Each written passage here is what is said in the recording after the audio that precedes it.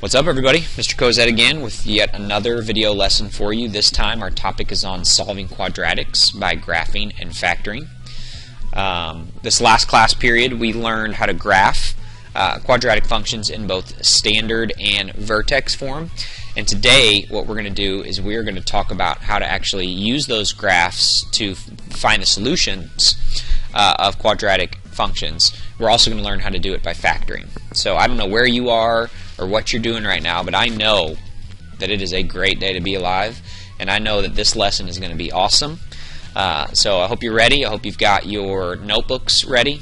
You're also going to need a graphing calculator if you have one. If not, no big deal. But make sure you got all the things that you need, and we're going to jump right in. Okay. So one of the things that, in my opinion, makes solving quadratics kind of confusing and frustrating for students at times is there's multiple different ways that tests can ask you to do the same thing. So whether it's the SAT, ACT, a test in this class, a test in another class, you need to be familiar with multiple different ways of essentially asking you to do the same thing. Here are some of the ways, the most common ways that I've seen in my experience that quadratic questions have been worded. So you could be asked to find the zeros of a quadratic function. You could be asked to solve a quadratic function. You could be asked to find the roots of a quadratic function. Or you could be asked to find the x-intercepts of a quadratic function. Okay? All four of these are a little different, but they're all can be done using the same methods. So any way that you see the wording, just remember, it doesn't necessarily change what it's asking you to do. It's just worded a little differently. Okay? So here we go. Example number 1. We're going to start with graphing, and then, like I said earlier, we're going to move to factoring in a little bit. So find the zeros of the function f of x equals 2x squared minus 7x plus 3 by graphing. The last class period we learned how to graph functions in standard form. So what I'd like you to do is pause the video now, and I want you to practice sketching this graph either on graph paper or just in your regular notebook. Try sketching this graph, labeling the y-intercept, the axis of symmetry, and the coordinates of the vertex. So go ahead and pause the video now and pick that back up. Okay, welcome back. Hopefully you have a awesome graph drawn. Okay, this is what your graph should look like. Okay, our axis of symmetry should be 7 over 4, which is 7 over 4 would be 1.75. Okay, approximately. So check that accordingly. Okay. All right, so what I want you to really focus on today in this lesson is when we're asked to find the zeros or find the roots or find the intercepts or to simply solve, really all that's asking you to do is to find the points where this parabola crosses the x-axis. So what I'd like you to do is circle those points. There are at most 2 times that a parabola can cross the x-axis. It can't cross more than twice. Okay, so we've got our 2 different points here that we've circled. Our goal is to find the coordinates of those 2 points. And some of you might be able to just look at the graph and identify what you think the coordinates are, but to be exact, I'm going to show you how to do this on the graphing calculator. So if you have your graphing calculator, pull it out. If not, totally fine. You can rewatch this video with a graphing calculator at school, and it'll be fine. Okay. So there's a lot of steps here involved. Some of you panic when you can't write everything down. Pause the video, write these down if you want, but you by no means have to. I'm going to walk you through this, and the best way to learn how to do this is just to practice. So if you want to find the zeros on the TI-84, here's what you're going to do. The first step, step number 1, is you're going to graph the quadratic function. So that's easy. Go to your y equals, and we're going to just type in that equation that we had there. It was 2x squared minus 7x plus 3. Okay? 2x squared minus 7x plus 3. All right. Then what we're going to do is we're going to look at the graph, and we're going to see if it's a good picture of the parabola. Okay? In this circumstance, it worked out nicely. It is a pretty good picture. There might be times where you can't actually see all of the parabola. If that happens, you need to use step 2, where you actually adjust the viewing window. And just to remind you, to adjust the viewing window, you hit Window, and you change your X min max, Y min max to whatever you need to be able to see a good picture of the graph.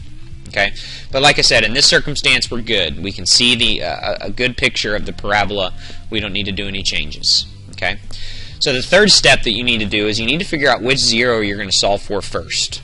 Okay, I have a habit of working left to right, so I'm actually going to solve for this zero first. Okay, so once you've decided the 0 you're going to find, move on to step 4.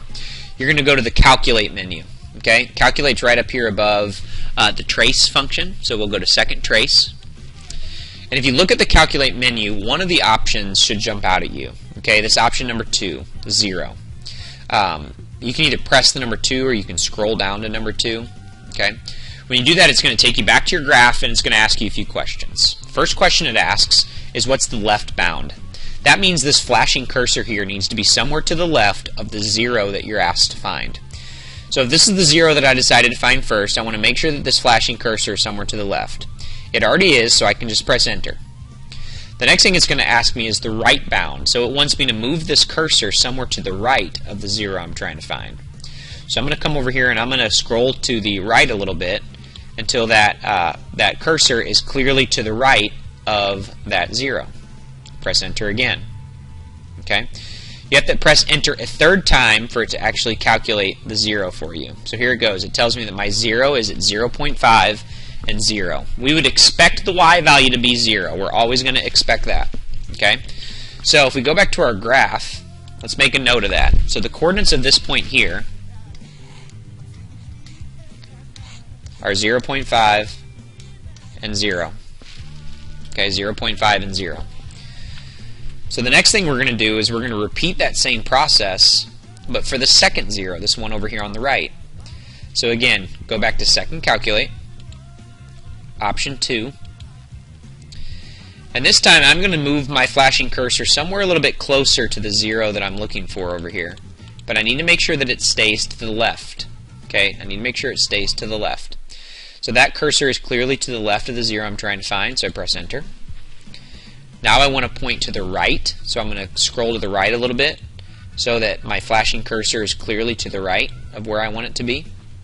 Notice every time I tell it left and right, you get these opposite arrow points. You want to make sure that the 0 you're looking for falls in between those two arrows there. Okay? Again, you have to press enter a third time to get the calculator to tell you what it is. And there you go. Your 0 is at 3, 0. Okay, so if we go back to our graph, we can label that second 0 as the point 3, 0. And the way we would write this out, the zeros are x equals 3 and x equals 0.5. They're your two zeros. So using the graphing calculator, it's actually really, really easy. Okay? You can always graph it and find the zeros this way. Any type of quadratic function, be totally fine. Now there are some special cases that I'll mention to you briefly. You could potentially have parabolas that don't intersect the x-axis at all. If that's the case, you would say that there's no real solution. Okay, there's no real solution. Not no solution, but no real solution. We'll talk about that a little bit further later on in this unit. Or you could also have a circumstance where the vertex is actually on the x-axis, which means there's only one 0. Okay, so those are your two special cases, where either the vertex is on the x-axis, you'd only have one solution, or the parabola doesn't intersect the x-axis at all, so you'd have no real solutions. Okay. So graphing using the calculator is pretty easy. So let's transition right away to solving by factoring. Okay, so here's your example number 2. It says find the intercepts of the quadratic function. Now we've already taught you how to factor. So what I'd like you to do is pause the video now, and I want you to factor this quadratic expression. F of x equals x squared minus 2x minus 24. Flip the video back on when you factored it and ready to move on. Welcome back. Hopefully you have a factored quadratic function here. So we've got, when we factor this out, we get f of x equals x minus 6 times x plus 4. Again, if you forgot how to factor, what we're looking for are two numbers that multiply to give me negative 24 and add up to give me negative 2. Okay, so that's where I get the negative 6 and the positive 4 from. Okay, so now after you've factored it, the next thing that you're going to do is you're going to set this function equal to 0. Okay, you're going to set this function equal to 0, because essentially, if you remember back to graphing, what we're looking for is the points where this graph crosses the x-axis, and we cross the x-axis when f of x is 0. Okay? So we've got 0 equals x minus 6 times x plus 4. Okay? Now from here, what you're going to do is you're going to just think about multiplication for a minute.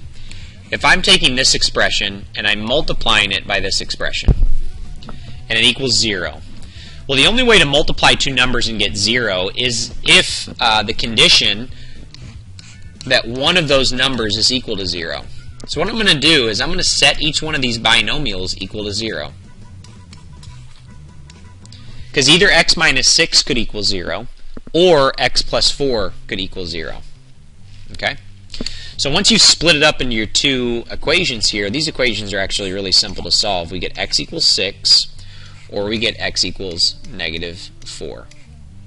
So the zeros, or the intercepts, as this question is worded, are x equals 6 and x equals negative 4. Now what's really awesome is to understand how using factoring can be related to the graphs. So if I sketch the graph of this function, I know right away that this parabola is going to intersect the x-axis at 2 points, at negative 4, and it's going to intersect at 6. And since I know that my lead coefficient here is 1, positive, you know it's going to open up, so you'd have a parabola similar to that. Okay. We also know from the last class that our y-intercept would be negative 24. So the point where that crosses the y-axis, the parabola crosses the y-axis, would be at negative 24. Okay. We actually have one more. I have one more example I want to show you, which is kind of a way to use this concept of factoring. Okay. So example 3 says, write a quadratic function in standard form that has roots of negative 3 and 2.5. Okay. What we're going to actually do here is we're going to do this problem in reverse. Okay. It's very similar to what we did in example 2, but I'm going to work backwards. Okay. So the very last thing that I would have had here is x equals negative 3. Or x equals 2.5. 2.5. Okay, so before I would have x equals negative 3, I would have had an equation where I had x plus 3 equals 0. Because if I subtracted 3 on both sides, that's how I would get x equals negative 3. Well, the same thing over here. It's easier to think about 2.5 as a fraction, 5 over 2. Okay? So right before I had x equals 5 over 2, I would have had something like this. 2x equals 5. And then I would have divided both sides by 2. Okay? Well, before I would have divided both sides by positive 2, this 5 would have actually been on the other side with the x. So we would have had something like this. 2x minus 5 equals 0. So now look what we have here. We have two binomials that equal 0. If I take these and I put them back to the line right before this, remember if I'm doing my work backwards, before I split them up into two separate equations, I would have had something like this, that 0 equals the binomial x plus 3 times 2x minus 5. Okay? And the problem specifically states that it wants an equation in standard form. So before I would have this, I would FOIL this out, and I'd get my function f of x equals 2x squared plus x minus 15.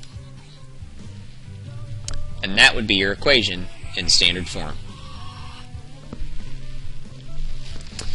I know I gave you a lot in this little lesson, but that's pretty much all that you need to know for this section. Section 5.3. The only other thing that is not in here that I will cover in another video is a particular type of application problem on projectile motion. So that'll be the next video that you need to see. I'll probably post that shortly after you watch this one. It might actually already be ready by the time you watch this one. Depends on if you procrastinate or not. So thanks for paying attention. Go back and rewatch this if anything didn't make sense. And as always, come in and see me if you need any help. All right, I'll talk to you guys later.